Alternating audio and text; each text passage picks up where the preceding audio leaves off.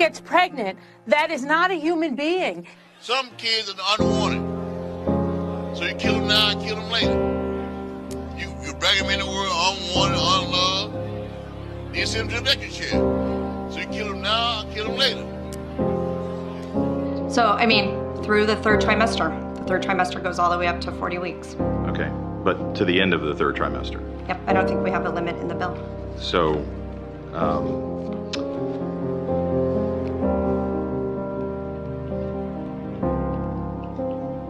where it's obvious that a woman is about to give birth, she has physical signs of that she is about to give birth, would that still be a point at which she could request an abortion if she was so certified?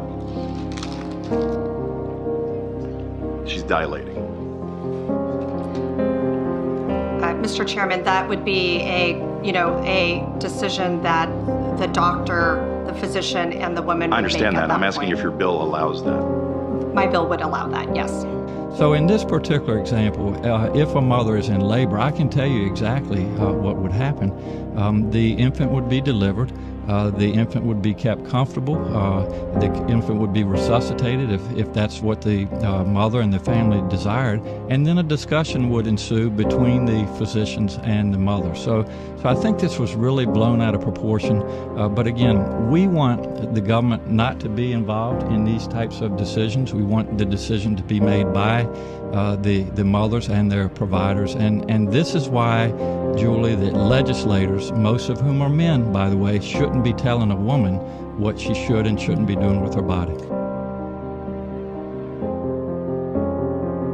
When a woman gets pregnant, that is not a human being inside of her. It's part of her body.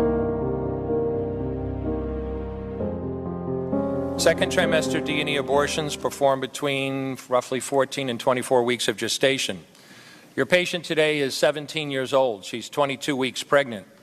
Her baby is the length of your hand plus a couple of inches. And she's been feeling her baby kick for the last several weeks, but she's asleep on an operating room table.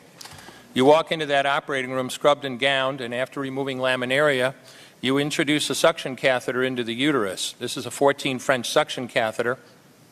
If she were 12 weeks pregnant or less, basically the width of your hand or smaller, you could basically do the entire procedure with this. But babies this big don't fit through catheters this size. After suctioning the amniotic fluid out from around the baby, you introduce an instrument called a Sofer clamp.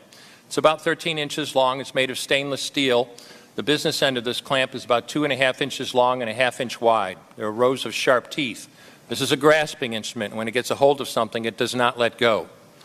A D&E procedure is a blind abortion, so picture yourself introducing this and grabbing anything you can blindly and pull, and I do mean hard, and out pops a leg about that big, which you put down on the table next to you.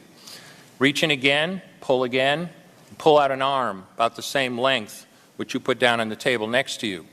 And use this instrument again and again to tear out the spine, the intestines, the heart and lungs. Head on the baby that size is about the size of a large plum. Can't see it, but you pretty good idea you've got it if you've got your instrument around something and your fingers are spread about as far as they go. You know you did it right if you crush down on the instrument and white material runs out of the cervix. That was the baby's brains. Then you could pull out skull pieces. And you have a day like I had a lot of times, sometimes the little face comes back and stares back at you.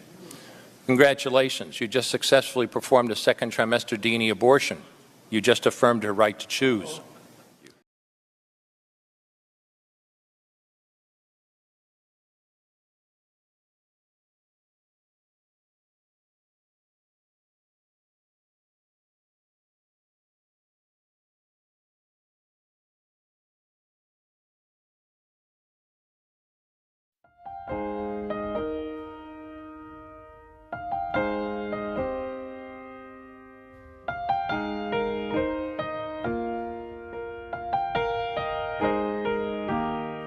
There is peace in Christ when we learn of Him.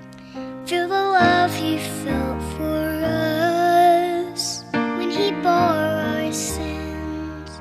Listen to His words, let them come alive. If we know Him as He is, there is peace in Christ. He gives us hope.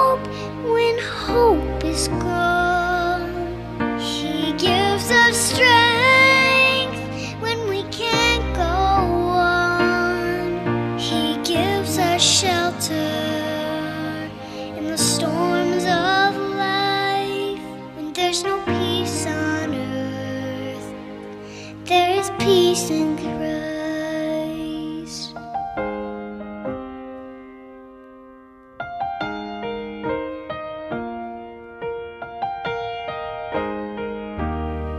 There is peace in Christ when we walk with Him through the streets of Galilee to Jerusalem.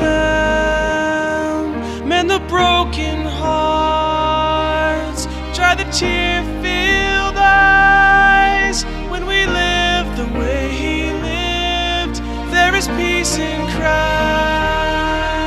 He gives us hope when hope is gone. He gives us strength when we can't go on. He gives us shelter in the storms of life. When there's no peace on earth, there is peace in Christ.